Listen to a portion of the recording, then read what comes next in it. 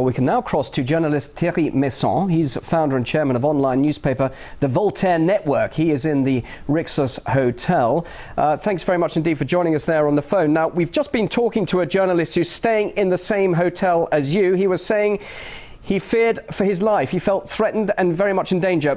What is the situation from your point of view? It's a strange situation because now in this hotel there is no more the leaders of the country.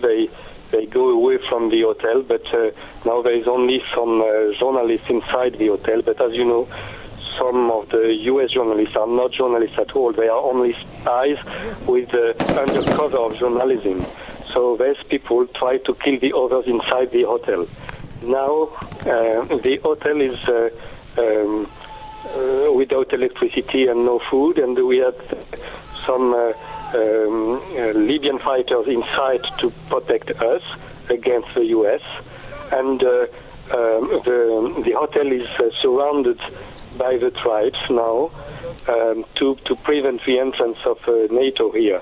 But NATO lose a lot of ground today, especially this afternoon. There was a big counteroffensive from the royal forces, and they ousted the rebels from a great part of the town, not all, but a great part of the town. And that's always the same thing what happened in the last days in other towns. It means that during the night, the NATO is bombing the places, and they arrive after that with Apache helicopters or very heavy helicopters to shoot everybody in the street. And after that, only after that, the so-called rebels enter in the streets. So it's very easy, of course, but the military action is not performed by the so-called rebels, but it's performed by NATO. That's why they are doing all the things during the night to hit what are the people doing the action.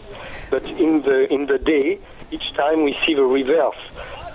In the day, the loyal forces try to control again the ground, and the rebels are withdrawing. Let me just quickly ask you. It's you, the journalists, who are providing us with the first-hand accounts and the news of what's happening there in Tripoli. You say you're under threat, and you're talking about spies being there in the hotel. Are they, just to make it clear, representing Gaddafi's loyalists, or are you concerned about NTC rebels infiltrating the hotel and being there?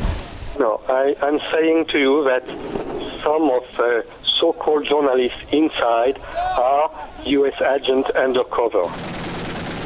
And what are you saying to them then? I mean, clearly if they're in the same hotel as you, are you asking them what they're doing there and trying to identify who they are and what their mission is as such? Everybody knows everybody in this story. This is very strange. And now the hotel is cut in two different parts.